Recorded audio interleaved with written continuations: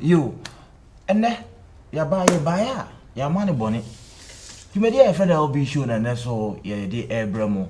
Na and the original so actually in common and they say the way forward of Kumawood Awards. And send the brain about home and send the brain about home and send the brain about home. But tying to Kumawood Awards by no. A bois, Emma in Yumaba, a bois among Crasheba, a bois, a mobi who said, Nejuma Oyen, a swany. And you ever the way forward of Kumawood Awards, while bra a pimpen, and I say, Abbey, ye ne one CEO. And I ever born come on. Now, Madame Waba, ye buy and a bon come on. Come down, watch it, link up, and I ready me dear who charming. Ye bassi here.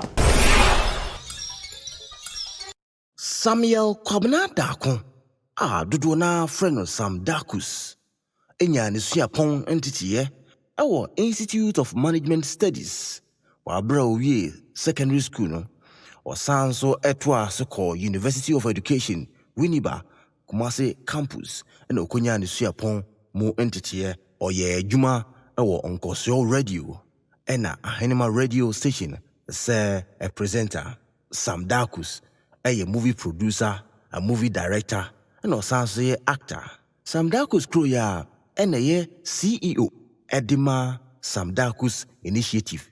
Omoye Juma as advertising agency and a one esanso a producer movies any programs are audio. One and a edi a TV programmer a friend of Abrabomunsum a buyer na Samuel Kwabena Dako and ana a character a friend of Steve no onukro ya and a CEO Edima Kumawood Awards ono netnase any mpanimfo hwehwem ehwe se wo a afibia movie a ode beba no se ye come na ya bawo abaso emfa ho ne Ghana kasa bia odi eye.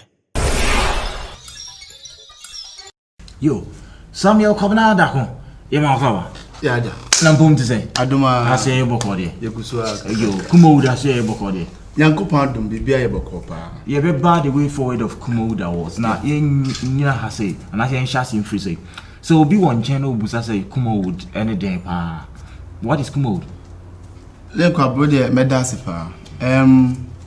Kumawood, Jumaku, I friend Kumawood Multimedia. Oh, okay. Yeah, Kumawood Multimedia. And, ye dream no ye wonima bebre a ye de beba na mu baako na about 6 years ago ye de eba out a Kumawood Awards. Okay. The Kumawood no enye for the industry and I say nye company obi a register and I say me am a register a friend Kumawood Multimedia no mu no na Kumawood Awards aba na Kumawood no na se say Kumawood is just a name. My friends say we show an LB show. What I say it's just a name. The transfer combine here. One say the wood no, a generic name for the industry. Your Hollywood, your Gollywood, your whatever wood. So since I yes you involved with the movie. We say no, and the ma and the Kumawood no. So it's not like Kumasi kind of thing. A broad and it's over Kumawood Awards no. The only award in Ghana, your Hausa, also your Frafra, Dagbani, Ewe, and all the local languages. Some dear movies, no, Omunina do movies eba and a tree, and as a Kankasa.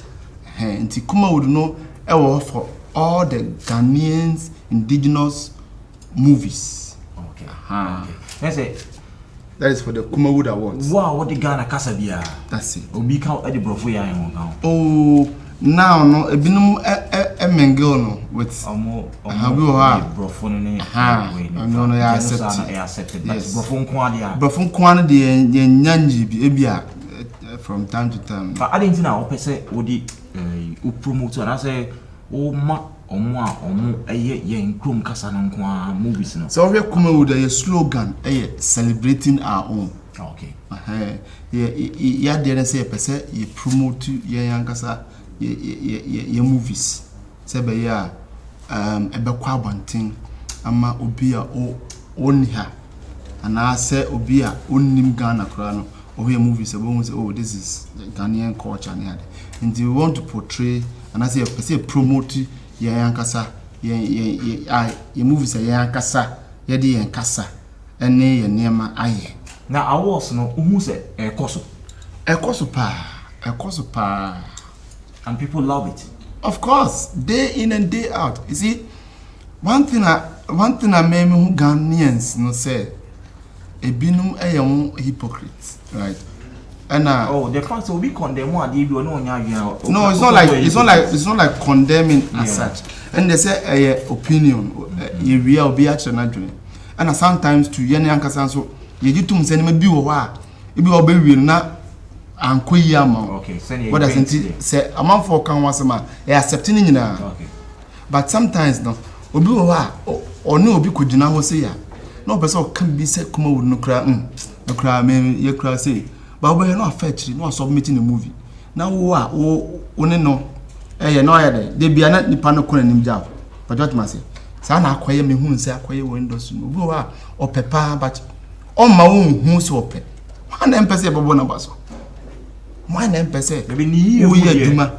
Na ye de. Obo abaso go kwan paso ni yi mu dia fa. Kwan paso as in what? You say be a kwan paso ne bia moye bia nipa be 100 to be. No say answer na ye mu abaso no. Ya gibi bia fa chi answer na ye mu abaso. Giso aye kokokufu bo wala. Yeah. Kumawood Awards the only award I mean who say yenji bibin fetchi. Because not maybe I was be a can you be a some of them are comedy. Maybe me a cash or say, me share penny be a man award or to Casa Ghana a ma awards. They do now pisca jedo. Yeah. Oh, only say your award be why a tongue. Your award be why a talk. And your metal can be at some penny for awards. Like a mutriaka and sana. You're the award, Naman.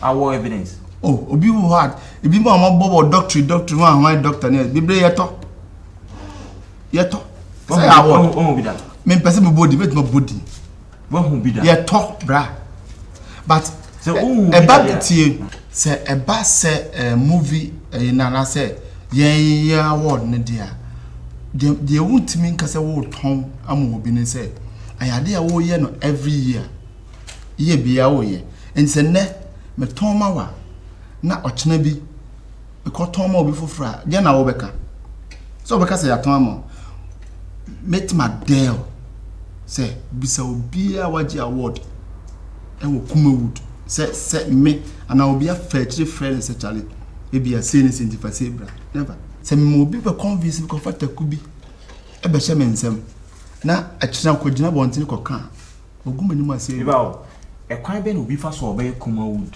category nominee. That's it. And no, and I may pass will be antenna so no one tea. Awards can be a war, Nisha. So that's and now, so who could pay I can't say be and so I want to say, I quite say, okay, exams. Nature will say, yeah, they answer a initiate in the mama. Throw a good as roho. Throw index number. You say instructions na the amount. Question we buy answer and say we say buy answer. So when these are instructions no so and no quite me feel you. And to obi say oh me dey matwa movie. Movie na fe pa. Ni a che say movie no before we dey beba no. Ye pe say we go akofa CD a ye turn no market and now we dey akodwom. Na we dey aba entino ma director no editor no editing no 120 minutes. The movies no ebi ho a part 1 to 4 part 1 to 6 cause what time ni na ba jiri no mo trans ya money be ha mo ntimi hwe but editing no man nya short na nya 120 minutes okay na fabra e ba se bitimi ko central market na CDs na ye ton wakoyi bi no dia share dem no dia ba eno no ba sa de jiri ni ye ne say medical select omo di instructions in so no Hong Kong you have about 20%. Omo di instructions in so no and sana ya san betrase ahwe omo no movies ni nyina wie no mo wie no omo fin say they have enough time they go through or baby man di instructions. Nti no meba say oba obidi the movie eba I just said yeah editing for saying 120 minutes. Meba I would DVD so.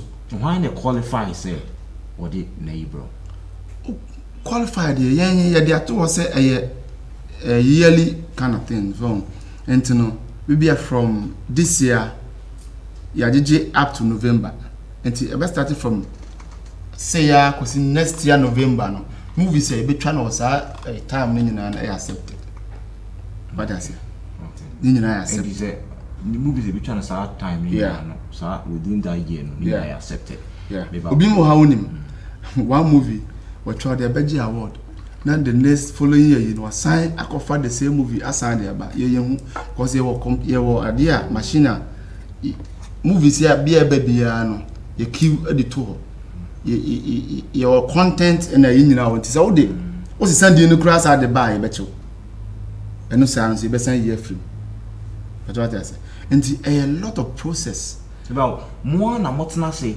ehwe movies ni hu say efro mo say momfa mo yimbra na say no I just say mu bia na nipa akron dia yes ye be a nomination your period be a be to ho and we say no so no say obi a movie maker bia no I said ultimate Q2 was say Kumawood is a yearly kind of thing who release movie na say movie no editor na edit TV and no man edit it the only award na dey ato opese o onya nomination yes no edit e dey ato enti ohun say ya bia no then no forward dey aba baby no ho am betwen ya 10 minutes no na fe omo frɛ sam da go dey twiko anu kakra we dey yesi kakra na fe no dey ba meba say right now say omo tagi Kumawood awards say any some political parties be I collaborate so my partnership do you target some political parties you have been doing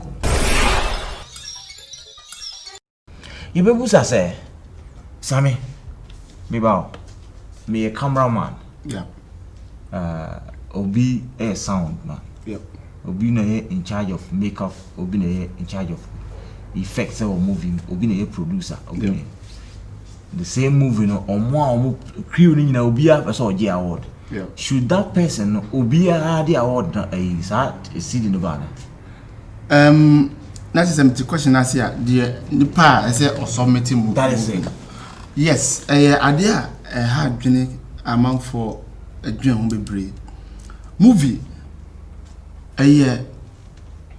ideas and I say a collective way before a movie beat my movie no sound man e ka ho bi light man obia ka ho bi na movie no be movie enti na basa obia won right wo mu kakra na before adeni nyina no kowie nipa ba akoso the executive producer on na sine no ene dia enti no omu nyina omu ye adwuma nyina no obia wo ho kwan se ultimate submit but ultimate submit without the consent of the executive producer and this one now obe submit here oba executive producer no ya aware say be a boss odwuma na me yema wo me dey me pa award na pese me dey call award say and in case of say wuti hu bibia ayeme na me dey akọ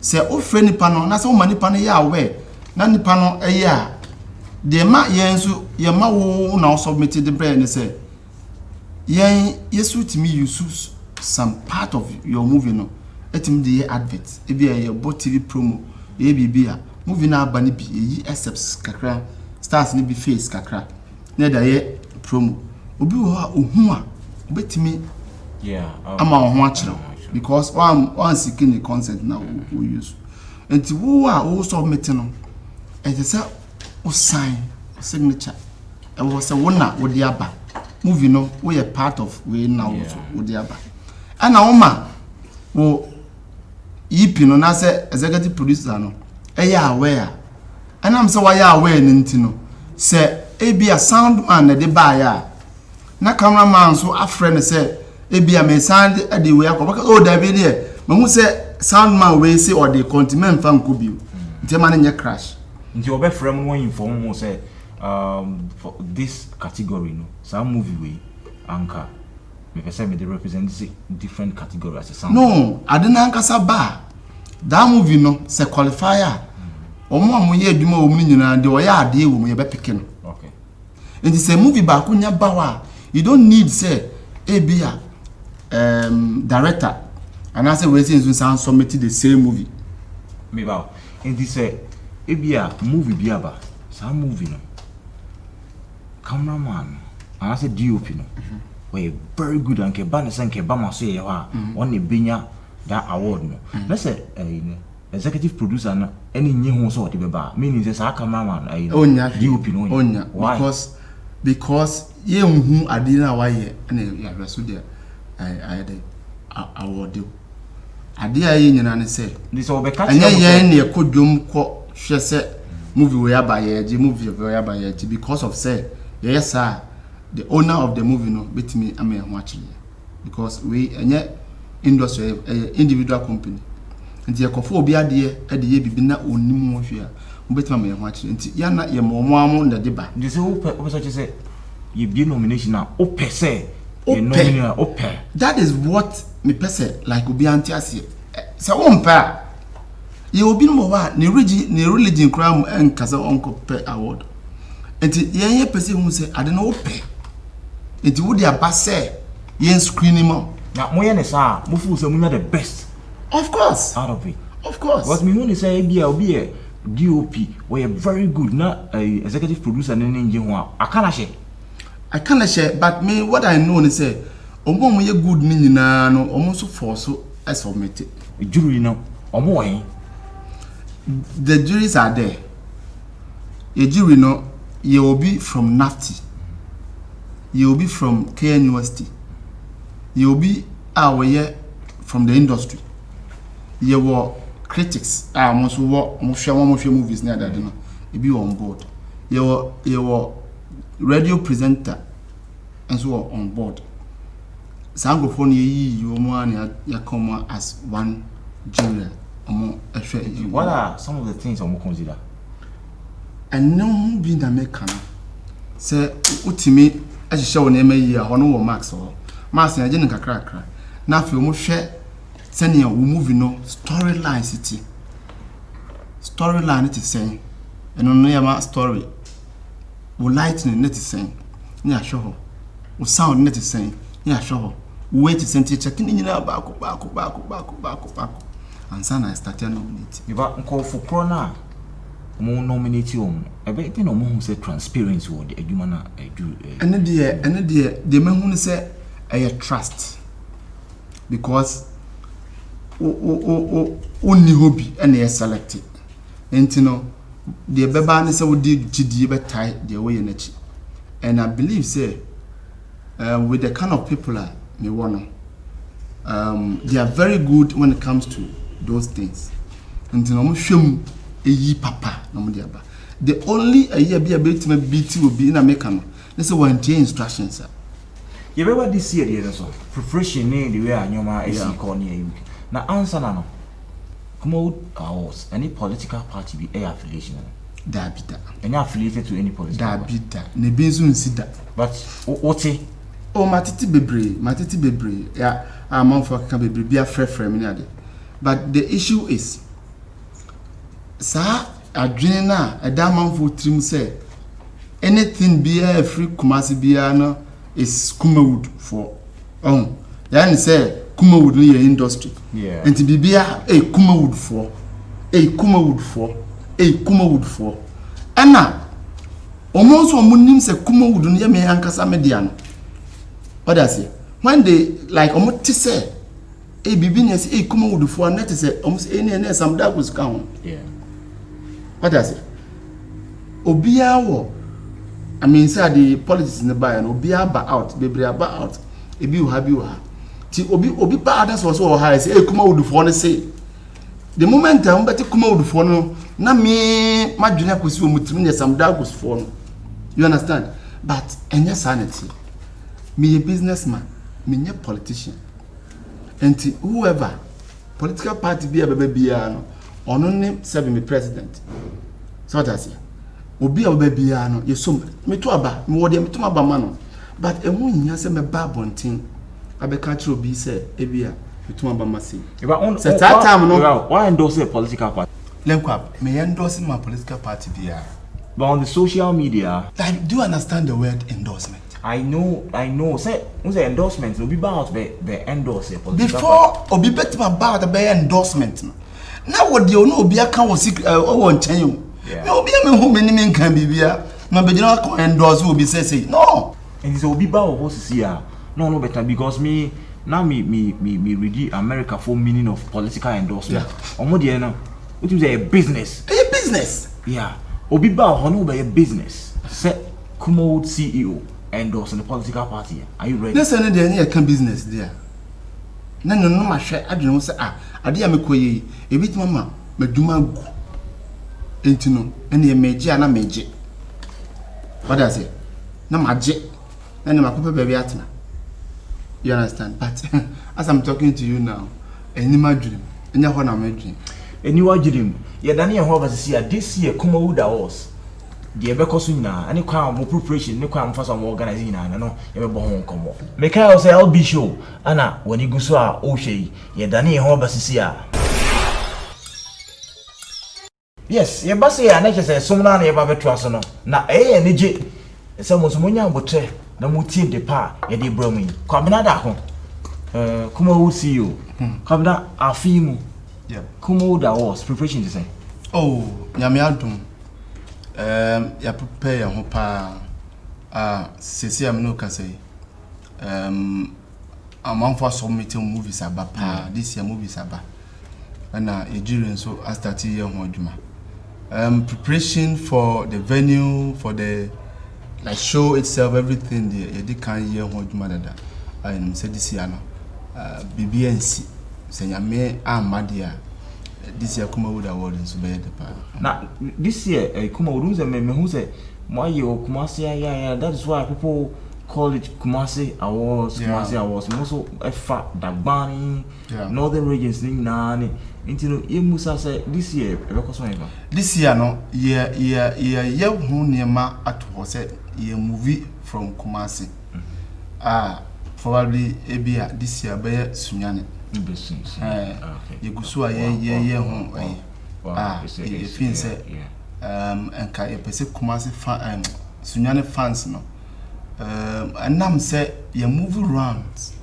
actually regions near that na me hu say obi ani ji like the movies no but then as ye bibia na ye no Kumasi Accra so we want to move backwards Accra na ye hwe ahono so e de anti you go so aye to year this BBNC there you bit me move to Sunyane this year so na more some musicians in mind musicians there bebre ebinum kra abase ebinum am person body amwaji din pa o abase o be perform o abase like yen strike deal na yen hwe percentage bi then we are talking about it na be perform Hana o be perform una so say there say anukwa na push me makoye nwom no na say ti na me busa so be perform na say sa na o say ba me so hear rap asa me mato ni macho na me kura na ma dwen say asa Ghana no do betimi ni mato ni ma sa akode anukwa ni so na frame me pacho mi surumpo me so what's me chat to ni enko oh yes medasi ewo LB show ene mo crew no bibia say mama me sa akonye na menso beka bi kakra che Ghana for dem kan nyina ne say Kumawood Awards ya base ye betina ya amase ye beko nti wa wadwenye wo say Kumawood begu no ubegu na Kumawood ti ase yankopon hira nyina na mo mpaye na ba bia Kumawood ekono o my directions papa na yen fan kodu na adwuma pa yankopon de ahye yensa se ye meye no yen nkosi awie pa Same ye beda wase yo ahye for ahaya na agro no ye de ba awie yɛbɛda mo ase sɛ da bia mo nya adagye na mo hwɛ dwumadie yi yɛfrɛ me Kwab na aboakye dudu na afrɛ me link up ɛno deɛ mmeranteɛ deɛ mɛgye so na meka mo sɛ dwumadie yi yɛde brɛ mo every Queen's Gate Pub ɛwɔ Kumasi Baba Nyara Sports Stadium ni kyerɛ sɛ yɛbɔ ne sɛ deɛ a ɔmo a mo pɛ ni gye a place of decency ɔmo deɛ ɔmo nim ebi a wonim nti na meka for deɛ mo na woni Kumasi na obeduru Kumasi so deɛ a the first place Queen's Gate Pub. I mean, next week,